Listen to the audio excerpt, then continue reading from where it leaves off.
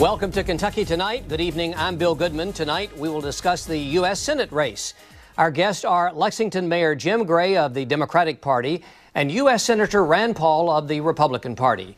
We invite your questions tonight. Ask questions on Twitter at KYTonightKET. Send an email to kytonight@ket.org. Use the web form at ket.org/kytonight. Make sure you check the box that says you're not a robot. Or you may call us at 1-800-494-7605. Please include your first and last name, town or county on all messages. Gentlemen, thanks very much for being here on this KET Kentucky Tonight Candidate Forum. Senator Paul, give me the number one and most important issue facing the voters and citizens of Kentucky and what you would do about that issue in the United States Senate. You know, I kind of jokingly will tell people sometimes that number one, number two, and number three is the debt. We have a $20 trillion debt. We borrow $1 million a minute, and I think it threatens our economy. I think it's like an anvil slowing us down. You know, we're staggering along with about a 1% growth now, and historically we've grown at 3%. For every percentage point of growth that's lost, it's about 1 million jobs. So really, we're about 2 million jobs short right now because of this burden of debt. I think it also threatens to undermine the country, really even the foundation of the country. Were interest rates to rise to 5, 6, or even I remember buying my first house at 11%, the debt would become unmanageable. And I just don't think it's a good idea to borrow for your daily activities. It's sort of like if you were giving advice to your kids, would you say, well, it's a good idea to borrow to pay your monthly rent or to pay for food? No, you would try to pay for that out of your income. You wouldn't borrow money to do that. But we're paying for our daily existence as a government. It's not just the $20 trillion debt. We also have a $7 trillion shortfall in Social Security that threatens Social Security as well. We have a $35 to $40 trillion deficit with Medicare. And some are still saying, oh, debt's not that big a deal. Deficits don't matter.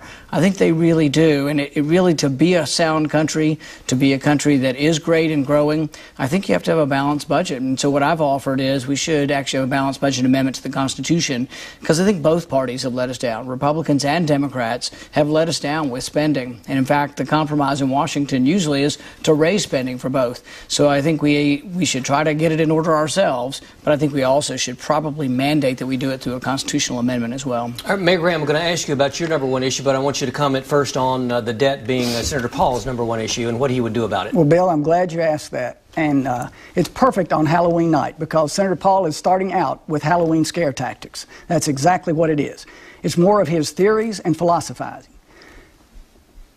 He wants us to believe that his wild-ass theories and philosophies are the remedies for everything. And they're not. I know. I've been there. They will not build the first bridge. They will not build the first highway.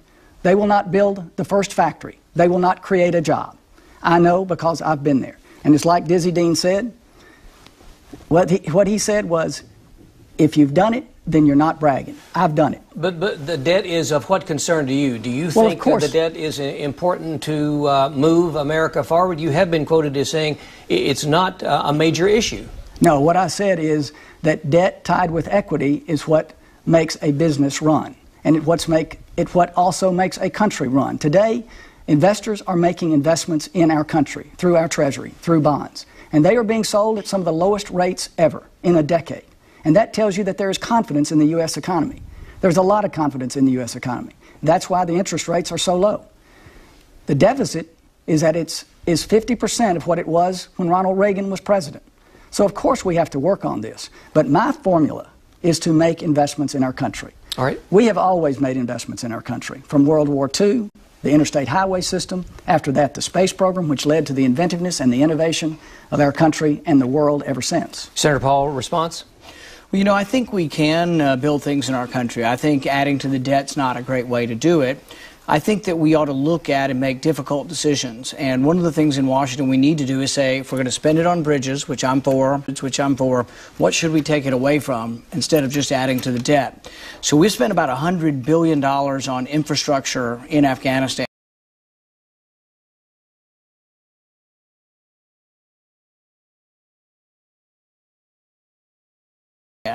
I would take a significant amount of that money and I would build roads and bridges here at home. So instead of building bridges in Afghanistan or Pakistan, let's build them at home. I would also look at foreign aid. We have about $30 billion in foreign aid. They say that about 70% of that is stolen right off the top. You remember the Mubarak family in Egypt? They're now worth $10, $15 billion. Much of that they simply stole from the taxpayer. So I would take, instead of giving money to foreign countries, I'd say let's spend that here at home. And then the third thing that I've offered for infrastructure is encouragement to American companies to bring their profit back home. There's about $2 trillion in unrepatriated or profit that was earned overseas that hasn't come home. In 2005, we lowered the rate to 5%, and a huge amount, and this was a bipartisan issue back then. President Obama voted for it. So we brought a huge amount of money back, about $300 billion. There's $2 trillion out there, and I have a bipartisan bill with Barbara Boxer that would lower the rate for 5 years, and we would take that money that comes home and put it into the highway fund. And I think this is a great example of how we could work together. Now, I called President Obama on this, and he was on Air Force One or so somewhere, but he took my phone call, and he said, well, I used to be for it, but I'm no longer for it. But that's a disappointing thing. If we can find Democrats who would actually work with us on saying, let's encourage that profit to come home, put it in the highway fund, I think that's a perfect solution for trying to fix the shortfall. Mayor Gray, you have also talked about infrastructure, crumbling roads and bridges. How would you pay for it? Well, Bill, we're $1 trillion short in infrastructure by 2020. And I have said that infrastructure is #1 on the priority list. And also advanced manufacturing, building advanced manufacturing, building infrastructure, building small businesses, and building the middle class.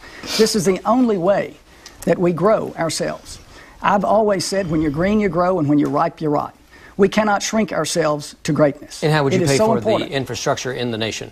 All right, let's start with making the investment that is going to be federal investment.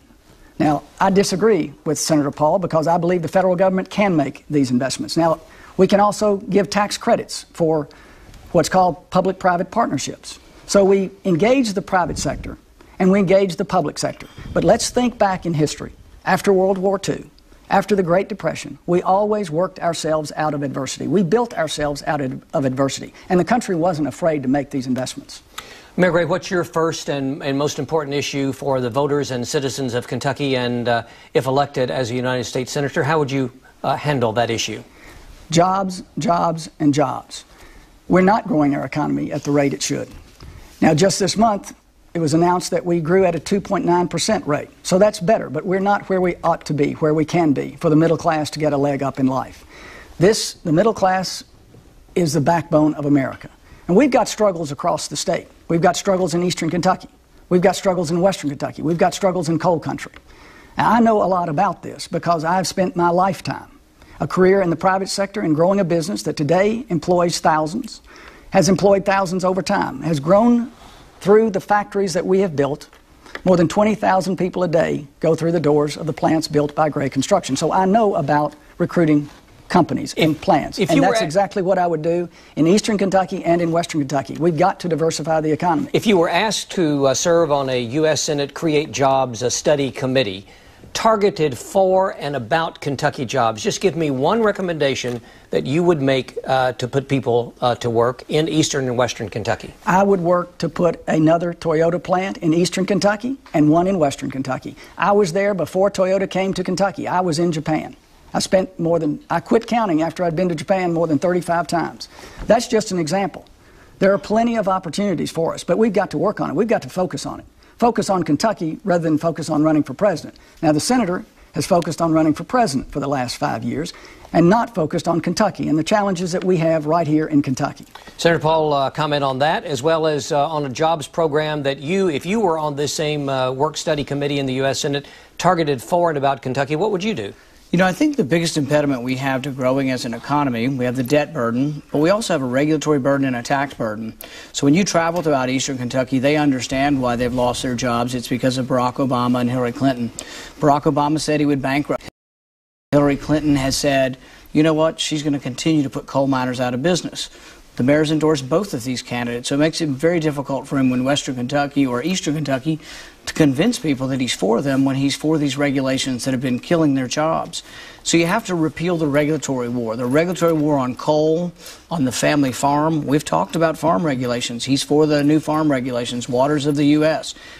We can't keep federalizing everything, but there's also a tax burden. We have the highest corporate income tax in the world, 35%. If we want to thrive and keep our companies from reincorporating and taking those jobs overseas, I would lower that. I have a plan to lower it below 15%. But I would vote for any kind of bipartisan movement to lower the corporate income tax.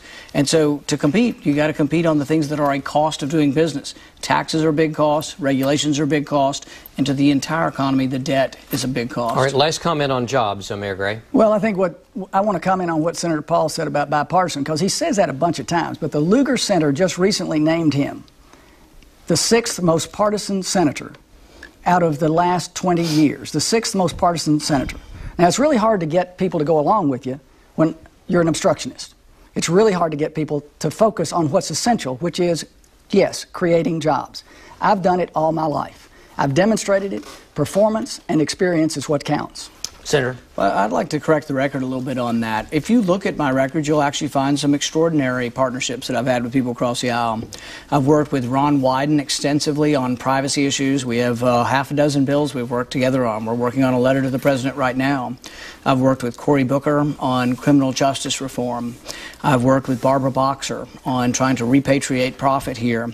I just finished working with Ed Markey, who's a progressive Democrat from Massachusetts, on trying to help the drug problem, trying to allow doctors to see more people, to step them down and get them off of heroin. So I think what you'll see is I've worked with Harry Reid on voter restoration. So, I mean, you really will see that when I believe in something, I don't let parties stand in the way of it at all, that I've actually got a strong record of actually working with people on the other side. Senator Paul, Mayor Gray claims your efforts to dismantle the nation's intelligence is dangerous, his word. The commercial he's running against you on national security and defense quotes Donald Trump saying Rand Paul is a disaster on military and defense. He quotes John McCain as saying you simply do not have the understanding of the threats of the United States national security. And even New Jersey Republican Governor Chris Christie said what Rand Paul has done to make this country weaker is a terrible thing. Right. How do you respond to the ad and to these accusations? You know, I think one of the most important rights that our founding fathers put into the Bill of Rights was the Fourth Amendment, and it is really the right to be left alone. Justice Brandeis said in the Olmsted case back in 1928, he said, the most cherished right among civilized men and women is the right to be left alone. Our founding fathers were very worried about the government coming in without a warrant. So one of the checks and balances, they said, is police can't come to your house. They have to call an independent person who's supposed to be dispassionate, removed from the scene. This is the same with looking at your phone records. So let's say the example of the Boston bombers. I think we should have done more to look at their records. The FBI was tipped off, I think did an inadequate job, and didn't do a deep enough dive on their records. But at the same time, I don't want to look at everybody in Boston's records or everybody in Lexington's records. I think you do have a right to privacy in your records unless there's probable cause, unless we individualize the search warrant. And the great thing about search warrants and separating that power, the police power, is that it prevents police who might be bigoted in any way on race, color, creed, gender, you name it. It prevents some of that bigotry from happening if you have checks and balances in the system. But if you simply say, oh my goodness, we must do anything, I'm willing to trade my liberty for security, that's a real problem. I mean, Franklin recognized this even from the very beginning. He says if you trade your liberty for security, you may wind up with neither. So, no, I think you can have security and continue to defend the Constitution. And we take an oath. I mean, I take it very seriously. I took an oath to defend the Constitution. And I treat that as a very serious promise. Mayor Gray, you said in one of your commercials, you will do what it takes to defeat terrorists. What is it that you will do? Well, one thing you don't do is what Senator Paul did in his first budget proposal, which was to cut defense spending by $150 million or 30%. Now, you notice he did not respond to your question about what these other colleagues of his within his own party had said about his record. Because he knows they are accurate. He recommended reducing the military budget by $150 million. Now, when he started running for president, he changed. 3 years later, he changed, and he decided to then add to the military budget. Terrorism is a threat, and it takes money and it takes funds, to fight these threats at home and abroad. And when we pull foreign aid, which he has suggested, from our allies, that also compromises our defense. It compromises our ability to defend our country abroad and then at home. We will not have economic security and opportunity if we don't have a safe America. So to defeat terrorism, you would? I would encourage our intelligence community. I would encourage our defense investment, our investment in defense. Now that means smart, intelligent investments. I've learned from Toyota. The Toyota production system teaches you continuous improvement, and this is what we should apply to every spending in government. Under what circumstances should the U.S. Send troops into the Middle East conflicts, and there are many of them today? There are hotbeds, there are tinderboxes everywhere, Bill, and we've got to be careful. But sending advisors, committing ourselves to advisors like we have in Iraq, going into Mosul today, that's a prudent and a wise investment that America must make in order for us to be safe at home. Well, you know, I think the biggest thing that separates us on national security is that, you know, he's endorsed Hillary Clinton and her foreign policy and her national security ideas, but, you know, I think she's a danger to the country. I think Hillary Clinton's lack of defense in Benghazi is inexcusable, shows terrible judgment, and means really she should never be commander-in-chief. So the philosophy of Hillary Clinton and my opponent, I think, is a really bad mistake, because she, for 6 months, kept pulling the security out, even though Colonel Wood and the security team said we want to stay. The ambassador was pleading for help, and I asked her this directly in the committee, you know, why did you do this? Did you read the cables begging for help? And she kind of just acted put off that she didn't have time to read all the cables from the ambassadors. With regard to cuts in the military, you know, I think once again there's a misrepresentation of the record. I put together 3 different budgets since I've been in office, because when I ran for office I said, you know what makes me mad about Republicans and Democrats is they talk about balancing the budget, but no one ever puts a pencil to paper and says, this is how you'd balance a budget. So I did. And the interesting thing I found is that you don't have to cut military spending. And if you look at each of my budgets over a 5-year period, military spending grows. What happens to people who are caught up in sort of the liberal Hillary Clinton world is they say, oh, well, Hillary Clinton wanted to add $1 trillion, and you're only going to add $500 billion, so you cut it $500 billion, when in reality they're talking about cuts in proposed increases. But if you look at my budget, you'll actually find that I give priority to the military. In fact, in the budgets after the sequester, I actually added more military spending than the sequester allowed, tried to give the Pentagon the freedom to allow the money to be moved around in the Pentagon so it could be more effectively spent.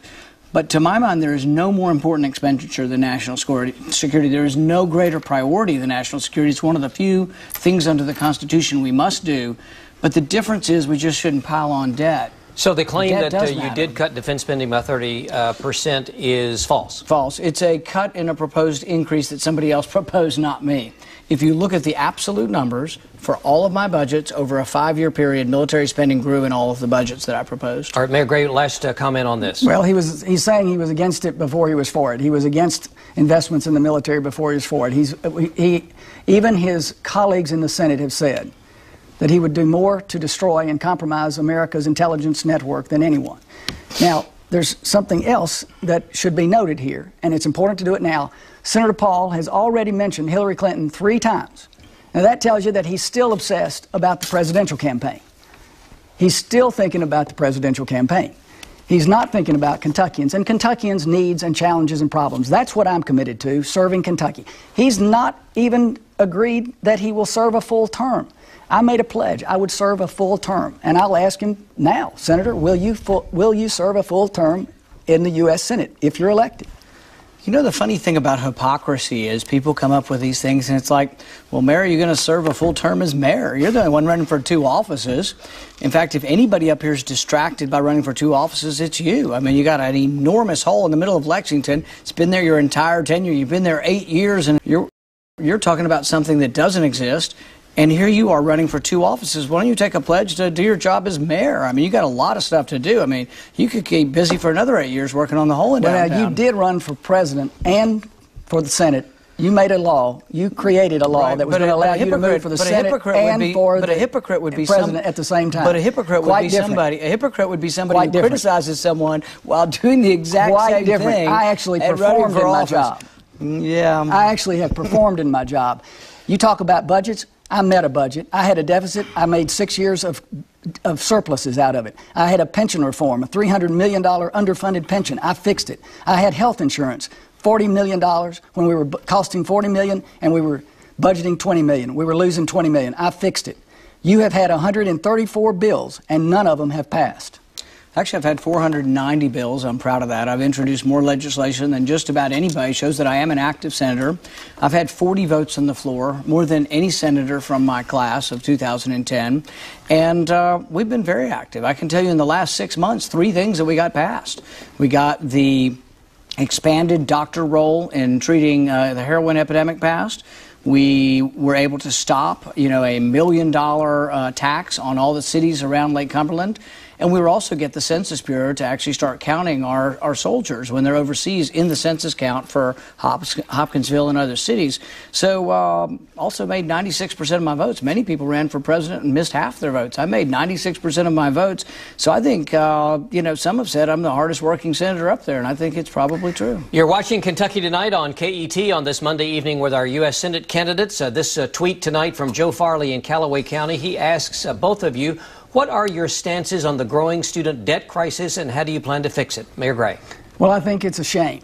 I think it's a terrible shame, and I think we ought to work on it. There are more than 40 million people in our country today who have student debts, an average of about $30,000 per person, and that's a shame. And at minimum, those with these loans should be able to refinance them at a minimum. An education is the framework for the rest of your life. It provides a framework. Now, I have run into young people across the state. One woman in Louisville, not that long ago, just a month ago, who said she had gotten a master's degree, recently gotten a master's degree, still hasn't gotten a job though. And she has a 6-figure debt. And younger people in other locations across the state. Is there a role for the federal government in the debt crisis that face so many students? Well, I think this is the sort of thing, Bill, that we need to get our arms around, and we need to recognize that we've got to work on problems like this and get through this gridlock and get through the dysfunction that is represented so much in Washington, that despite what Senator Paul has just described as the reaching out across the aisle, that's not his history. And it is my history. I've worked with Republicans and Democrats to get problems solved in Lexington. Senator Paul, on the debt crisis, is there a role? What could or should the federal government do to get involved in usually a state program like tuition to go to a state university or a private school? One of the things that we have done in reaching across the aisle is to come up with a bill to allow students to deduct not only the principal but the interest. Sometimes we allow students to deduct the interest, but many people are excluded because of their parents' income. Many people are excluded because their income, they can only do it over a certain period of time. So we would expand the eligibility for those who can deduct the principal and the interest on their student loans. I look at a student loan as sort of being a work expense, and I think you ought to be able to deduct it during your whole work career. So we would expand the ability to deduct it not just for a couple years, but really for your entire career. The problem is if you have a $50,000 student debt, but you make $35,000 a year, you often don't have the income to be able to deduct the $50,000 in a year or two. You may need 10 years, you may need 20 years to deduct it. My bill would do that. The other side of the equation, though, everybody talks about trying to help students pay for it. We also ought to look at the price, and prices come down when there's competition. President Obama, who my opponent has endorsed, he has had a war on private colleges. We have many private colleges here in Kentucky, and they tell me every day that President Obama's war on them is difficult. They're suing them every day. They're putting new roadblocks. They put roadblocks in the way of private schools that they don't put in the way of private schools. So we're closing them down. President Obama even closed down the accreditation agency the other day. And then really, here's the kicker. Some of President Obama's retired and bought one of the universities after they drove the price down to almost nothing. Then they bought it. So they're actually making money off of their war on private colleges. So no, we have a lot of good private colleges in Kentucky. That's part of the answer, is having more colleges to drive prices down. This question from Steve Everett in Todd County. He asks, we had a response from you on both of those, on student debt. Yes. We did, yeah. Mayor Gray and Senator Paul. Steve Everett, Todd County, for the incumbent, what haven't you accomplished in the past 6 years that you would like to accomplish if reelected? And for you, Mayor Gray, what could you accomplish in your first term that the incumbent failed to achieve in his first term? Senator Paul. You know, the oath of office we take is to defend the Constitution, defend the country, protect and defend the Constitution against all enemies, you know, foreign and domestic. Debt is an enemy of the country, and we need to keep working on that. There are bipartisan faults in Republicans and Democrats still wanting to spend too much money. Another responsibility we were given under the Constitution is to only go to war when there's a declaration of war by Congress.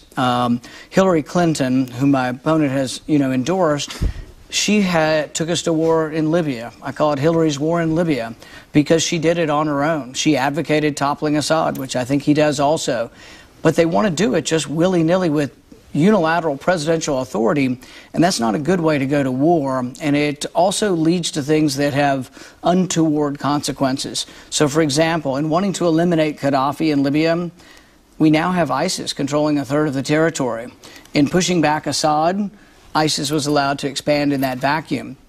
Now, Hillary Clinton spent $250 million training 60 fighters, $4 million a fighter or more. They sent 10 of them to war. And I've sort of tragically said to people, what kind of president sends 10 people to war? They were captured in 15 minutes. That doesn't happen if a country votes and becomes unified, Republican and Democrat, to fight a war.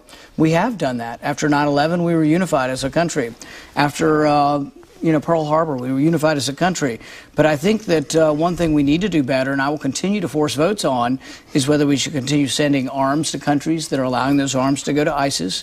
Hillary Clinton was aware, according to the Podesta emails, she was aware that arms were going from Saudi Arabia, from the U.S. to Saudi Arabia to ISIS, and she did nothing about it. That's one more thing why we should never, ever let her get within 10 miles of the White House. Mayor Gray, what could you accomplish in your first term that the incumbent failed to achieve in his first term? Well, Senator Paul talks a lot about balancing the budget, and he never got it done. He never came close to it, really, even though it's today at a 50% level of what it was when Ronald Reagan was president.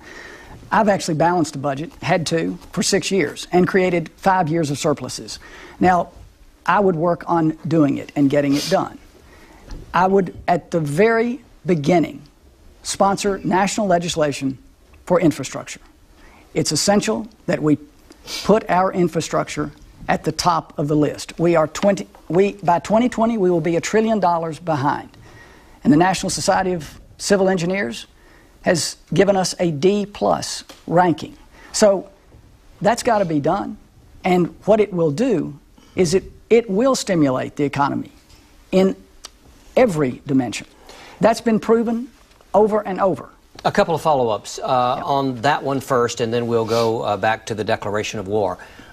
Again, infrastructure crumbling, how would you pay for it? Is there a plan that you would use? I've said that we would work with the private sector, public-private partnerships, and we would provide tax credits where appropriate to private companies who are investing in infrastructure. But the federal government must also make an investment. This notion that you can shrink yourself to greatness does not work. Would it come through any taxation? And you've got to look at, that would be the last thing that you would look at, but it is essential that we get our arms around this problem and work together to find these solutions, and that's not happening. And Senator Paul has been a part of that problem. And on a declaration of war that he is asking for in many of the areas in conflict. I would actually agree with Senator Paul that the Congress has that authority, and it is appropriate that the Congress engage that authority.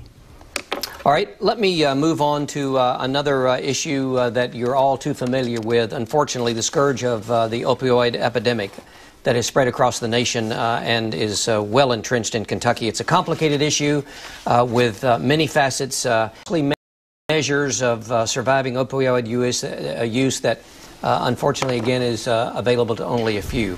Gentlemen, give me one specific program you have seen that has worked in the state of Kentucky, and give me one that you think we would need to do that might require more funding in fighting the opioid disease. One program that you've seen that has worked, and one that you would like to institute that would more than likely require more funding. Senator Paul? We've visited a lot of the different places trying to help people overcome addiction. Isaiah House, Healing Place, Teen Challenge. At Teen Challenge, one of the things I liked was that they combine abstinence with work, and also with faith. And I think that you got to fix the whole person. I mean, people are addicted to drugs because I think a broken spirit, and I think that a religious element, a faith-based element to the cure is imperative.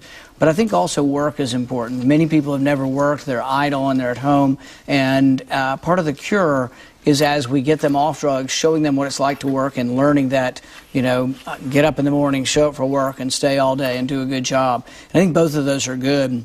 One of the things that I got included in the opioid bill that I felt strongly about was the federal government was limiting how many patients could get the replacement treatment that comes with detoxification as you try to get somebody off. Some can stop cold turkey, but others have to sort of do a stepwise program to get off of heroin.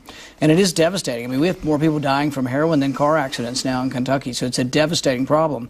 But I was pleased that I was able to work with a Democrat, Ed Markey from Massachusetts, and get that included in the bill. President Obama actually agreed with me, and you know, I don't often agree with President Obama. When I do, I'm happy to say so.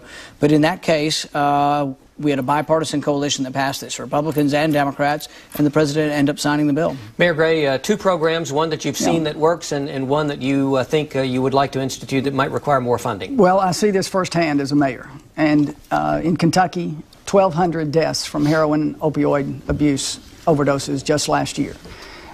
In our city, 3 years ago, we saw this coming in 2013, and I created a heroin task force to work and to bring all of our agencies together to try to address and to work to address this issue in a meaningful way. Our first responders were given the Narcan and naloxone in order to administer, and that's been helpful. But what we need is more support from the federal government. Now, fortunately, the CARA Act, the Comprehensive Addiction and Recovery Act, was passed by the Congress, and Senator Paul voted for it. But he voted against funding, which would help us in the cities across the country, in our states across the country. Now, I'd like for him to explain why he voted against it, why he voted for the bill and then against the funding. We need these funds. This is a scourge. This is an epidemic. As he said, more are dying of heroin and opioid deaths, overdoses, than are being lost on traffic deaths across the country. So he should explain that. You know, I voted for CARA, which was the opioid bill, and am happy to vote for the appropriation for it. What happened, though, is what's been happening to government for the last 19 years. All the funding was stuck together in one enormous bill, 2,000 pages. No one read the bill. No one has any idea what's in it. And there were no reforms made. So the bill that was passed, 2,000 pages, continues to borrow $1 million a minute. There are no reforms. It's a really terrible, rotten, no good way to run your government. It's why the deficit's so bad. What we need to do is actually pass individual appropriation bills, and then CARA would have been in an individual appropriation bill, which I would have supported. But I can't support just more of the same because I ran for office honestly telling people that the debt is a really problem. I disagree fundamentally on this. I think the debt is a problem, and we have to do something about it. And it's going to take people with courage to stand up, even against demagoguery, people that will demagogue the issue and say you're opposed to something you're actually for, because we have to fix the spending problem. And we can't just continue to vote for bills that allow us to, we're approaching $20 trillion. If you come into my office in Washington, we're very upfront about this. We have a debt clock. It is spinning literally out of control. And when people say deficits don't matter, boy, we don't need people like that in office, because the deficits do matter. They really are a big problem. They're this anvil that's slowing the economy down. He goes on with these philosophies and theories. And he's continuing on it. The debt as a percentage of the GDP is at one of its lowest levels, 1.2% today. That's the interest on the debt today, $209 billion. Yeah, those are big numbers. It's a big economy. It's clear he's never run a business, because if he'd run a business, I grew from a small family business into a business today doing more than $1 billion a year in revenue. And you don't do that by being casual. You don't do that by not understanding debt and not understanding equity and not understanding return on investment. We're talking about return on investment for our country and making investments that will give us the opportunity and the next generation the opportunity to actually have a better life and a leg up in life. And that's what he doesn't get. Do you accept his explanation on why he didn't vote for the... No, I don't accept it, because it's obtuse, it's arcane, it's nonsense. Because he says he's for it, and then he votes against it because he says there's 2,000 pages to it. Gentlemen, there are two questions here, one question for each of you on the presidential candidates. George Hanrahan in Frankfurt asked Senator Paul, are you supporting Donald Trump for president? And James Bratcher in Louisville asked, does Mr. Gray still support Hillary Clinton after the latest news about her emails? Mr. Mayor Gray. You know, I have been a Democrat all my life, and the reason I'm a Democrat is because Democrats are for the working man and woman. Now, that doesn't mean I'm going to support and endorse every idea of a Democrat. I've said that every Democratic idea is not a good one, every Republican idea is not a bad one. What is a good Republican idea? I support the nominee of our party. I am the Democratic nominee for the Senate, and I support the nominee of our party. Can you give me one good Republican idea? Because you've used this over the course of the campaign several times. Actually, Andy Barr had a really great idea, and that was the bourbon bill that he created a couple of years ago. All right, Senator Paul. And I believe Senator Paul voted against it. Senator Paul, supporting Donald Trump for president? Yes. And the reason is that I think it'd be better for Kentucky. You know, when you compare them, Hillary Clinton was quite, explicit in saying that her policies, and I presume the mayor will continue to support these policies of the power plant regulations, the stream guidance rule, the cross-state pollution rules, all of these regulations that have come to us from Hillary Clinton and Barack Obama, who he supports, have killed our jobs. We've lost 15,000 jobs in eastern Kentucky. When you travel out there, some of the counties, a third of the people are not working. They're not counted in unemployment, but a third of the people are not working out there. And it's sad. And it's because of this regulatory war on coal. And Donald Trump said he would repeal the war on coal. On taxes, they want to increase taxes. Donald Trump says he wants to lower taxes. If you look at the wars that have been fought overseas, Donald Trump says that we should declare war. He doesn't agree with Hillary Clinton. He doesn't agree with the Iraq war. So I think you find that on every front, the war on farmers, the regulatory war that they champion, where they want to federalize all land use and where every farm in Kentucky would be controlled by the federal government. Trump's against that. Hillary Clinton's for it. So I think really if you endorse Hillary Clinton, you disqualify yourself. I don't know how you could represent Kentucky because everything she stands for is against what we need in Kentucky. All of the jobs, you want to be for jobs. How can you be for jobs when she's for job-destroying regulations? I don't understand. They don't seem to make sense how you can endorse Hillary Clinton and still pretend to be in favor of Kentucky jobs. Well, let me tell you, I'm like Donald Trump on this. Give somebody else a chance. He's had 6 years to try to fix things, and he's done nothing. He has not created the first new job for people in coal country. Now, he's also created a war on coal miners. He is against the Coal Miners Protection Act, which would give coal miners, which would give them and fulfill the promise made to them in 1947, retired coal miners.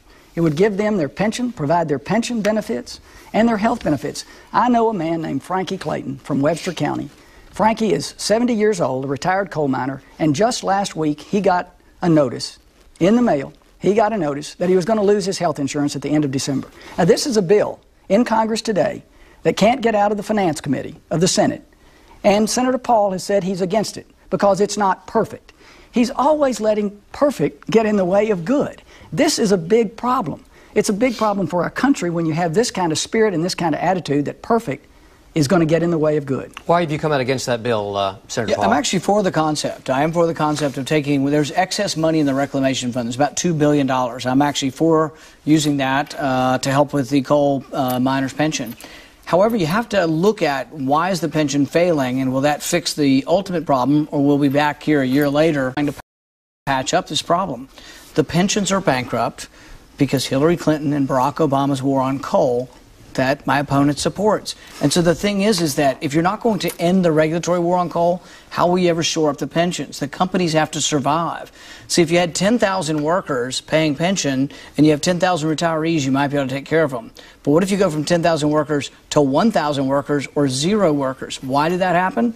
Because of the war on coal. So what I've advocated for, and I think there is the leverage to do this, I'm all for the bill. But what I want to attach to it is regulatory relief, and that's what being a legislator is about, trying to make a bill such it would actually fix the problem and not just be window dressing. So I actually want to fix the problem, and that is coal companies have to be able to make more money. They have to succeed, and there has to be more workers employed by them paying into the pension for it to succeed. And the only way you can do that is you have to end the regulatory war on coal.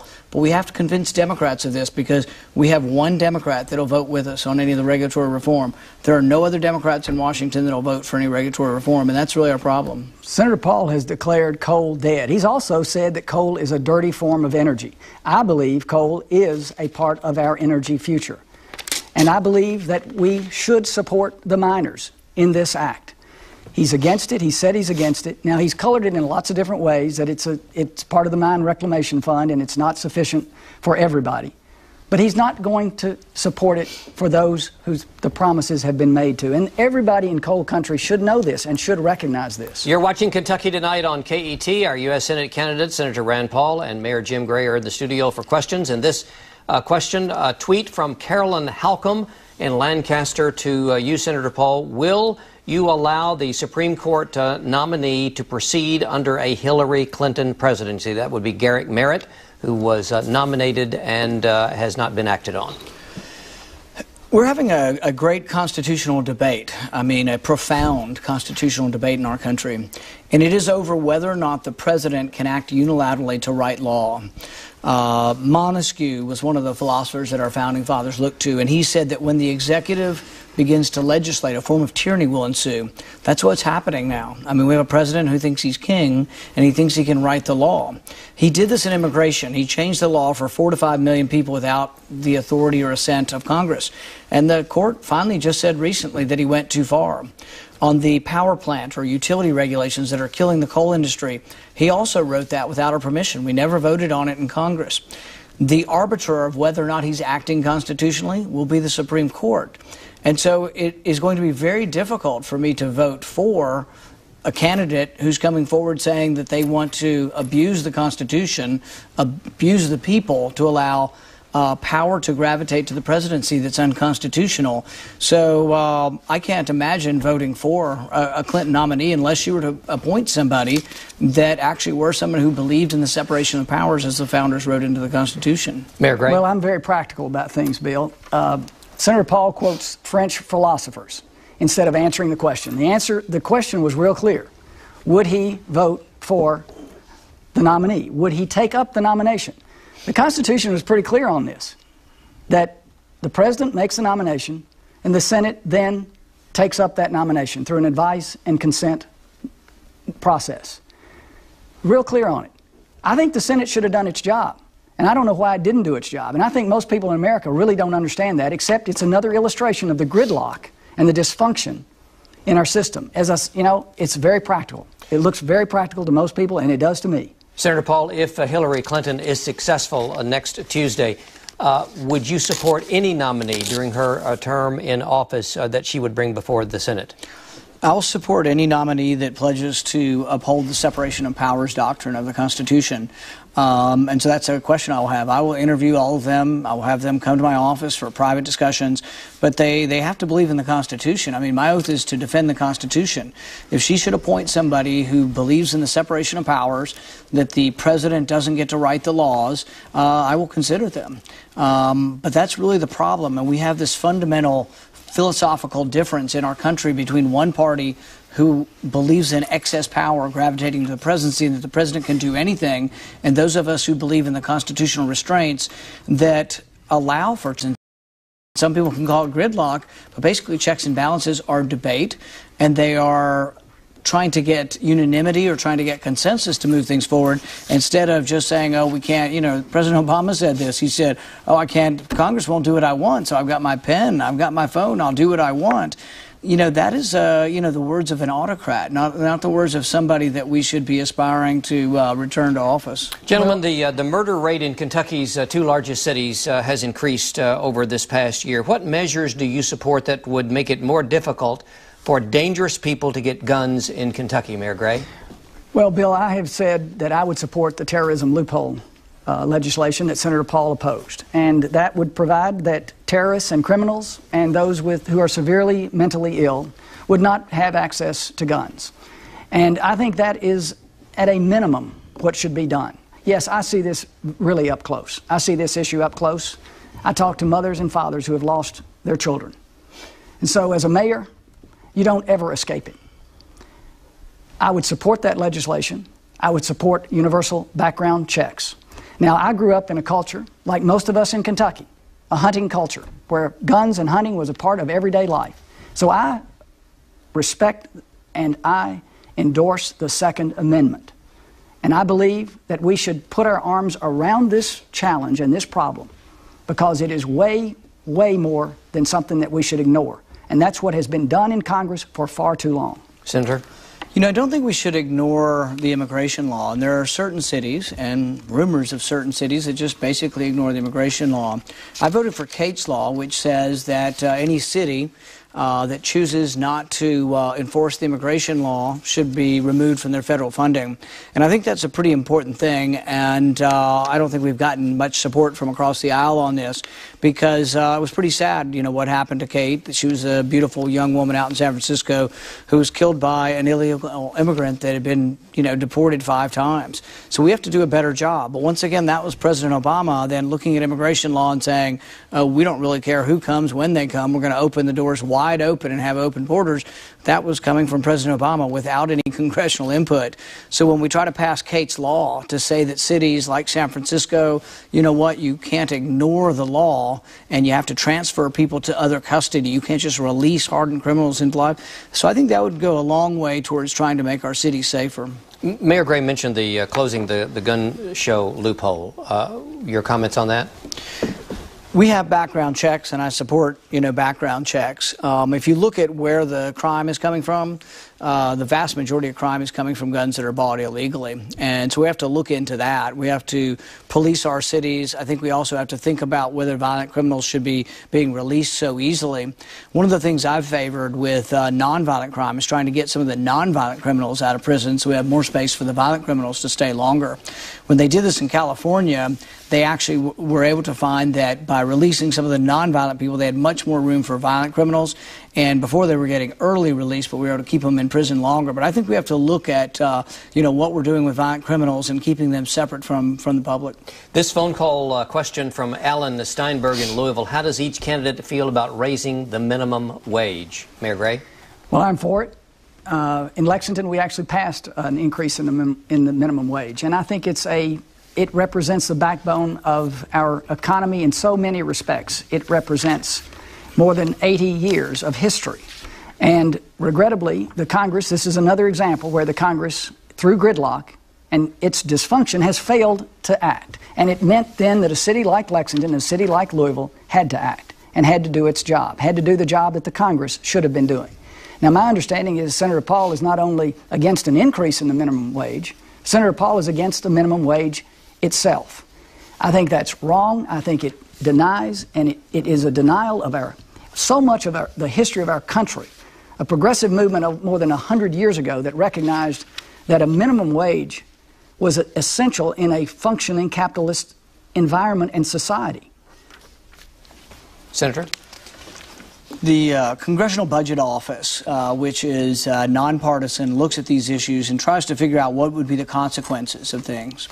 If you raise the wage, a government set wage above the market, where the market would set, what you get is unemployment. The greater the differential between the market wage and the government wage, the greater the unemployment. They predicted if the minimum wage were raised to $10 an hour, that 500,000 people would lose their job. There are probably 98 studies I saw about a year ago. I think that's how many we found. Every one of them showing that it leads to unemployment. It's particularly bad in the sense that it leads to unemployment among many of the people with the least skills or the least chances, where there's so many obstacles. So actually, black teenagers have suffered more from raising the minimum wage above the market wage than almost any other category. What I would really like is to see wages way above the minimum wage. And I've traveled Kentucky. This is one of the things that really has impressed me. In the last 6 months, you know, I've done about 130 town halls. I've been to industry after industry. And you know the main thing they're telling me? It isn't that they're paying $6 an hour. They're paying $12 an hour. I think I've been in 20 different industries paying $12 an hour. They said they're having trouble getting people to work for that. Their main problem, they say, are We need people with work ethic and people who are drug-free. So there are complicated problems that we have in our country, but if you raise the wage above the market wage, the people who are trying to get started in life, are hurt by this. I have 3 boys. They've all worked minimum wage. They've all learned what it's like to deliver pizzas and work as a host in a restaurant or in a call center. And frankly, that's how I grew up working. Listen, hard I'm a work with businessman. very small amounts, and I think it's good for the country to actually let people have access to work and learn the work ethic at a young age. I got to respond to that. I'm a businessman, and I've worked through the minimum wage myself. Nobody in our company today makes a minimum wage, but I can tell you that a lot of people do make the minimum wage, and he's dead wrong on this. He's dead wrong on it. It's just like he's dead wrong on pay equity for women. Most of the people who earn minimum wage today are women. That's who's struggling, and that's who's suffering. And either he's missing it or he's denying it. Senator, response? Well, all of the economists disagree. They all say that raising the wage above the market wage leads to unemployment. Congressional Budget Office says 500,000 jobs will be lost. I mean, a good way to look at this is, let's say minimum wage is $7.25 and you make it $15. If you double it, if a McDonald's has 20 employees, what do you think happens? Do you think they hire more people at 15 or less? We already saw it with Obamacare. They loved Obamacare, and they said, oh, we're going to help poor people with Obamacare. The rates are going through the roof, but also what happened is they said if you work 30 hours, you have to get Obamacare, which was a cost of doing business. And so if you work 32 hours, guess what? A lot of people got moved back to 28 hours. Congressional Budget Office on this said Obamacare. Their big beauty. They love Obamacare. They want the government involved in everything. It said 2.2 million people lost jobs because of it. So he's also going to take health care away from 20 million Americans and 400,000 Kentuckians. Gentlemen, let's move on to another issue as we wrap up on our program tonight. According to the most recent Kids Count report, for the first time ever, more than 1 in 4 kids in Kentucky live in poverty. How will you give me one recommendation on the way you would tackle that if you are either returned or go to the U.S. Senate, and how that program would work? Mayor Gray, let me begin with you. Well, I think we have to start with education. And the investment that we make in education is essential. And this is why jobs are so critical and so important. Growing our economy at a level where everyone has a chance allows us to grow out of then the poverty conditions that are plaguing us. We've got to have jobs. This is why I've said it's number one. Jobs as a senator, and some will say, that a Senate is not a place, a U.S. Senator doesn't have anything to do with jobs. I think that's dead wrong. It's like saying that a U.S. Senator doesn't have anything to do with education or poverty. We have to look and examine all of these issues, and we have to examine them carefully, thoughtfully, every day, get our arms around them. Senator? It's under President Obama, who my opponent supported and endorsed. It's under Hillary Clinton, 30 years of Hillary Clinton, that these policies have been enacted that are leading to this anemic growth. So we have to ask, how do we grow faster? We're growing at about 1% right now. Historically, we've grown at least 3%. When Ronald Reagan was president, he lowered taxes dramatically. He had 1 year of 7% growth. So we can grow at a much more rapid pace, but we have to have a debate. That's what this is about. It's a forum, but it's a debate. It's about what policies are better. Raising taxes, raising regulations, debt doesn't matter, or that maybe we should run our government your own family, that you have to balance your budget. You can't have too much debt. Taxes should be low, and the regulatory burden needs to be lowered and removed, because what's happening is their policies are killing our economy. 30 seconds to each on this final question. A email question from Tyler Yandel of Davis County. What has been your biggest regret during your political career? Probably the time I've had to spend away from my kids and my family. And we try very hard as a family to stay together and do as much, but I spent a lot of hours in airports and traveling. And time away probably is the most difficult thing. But, I've been married for 26 years, and we have a family life that we try to keep our kids involved in church and sports and athletics. 30 seconds to Mayor Gray. We have a lot of ambitious goals. In my time as mayor, we've had a lot of aspirational goals, and we've achieved a lot of those. And that's because we focused on getting our financial house in order and getting things done in every dimension of our city. And I'm very proud of that. But sometimes I'm called a perfectionist, and I want to get it all done. All right, gentlemen, thank you very much for being here on Kentucky Tonight. Tune in Friday.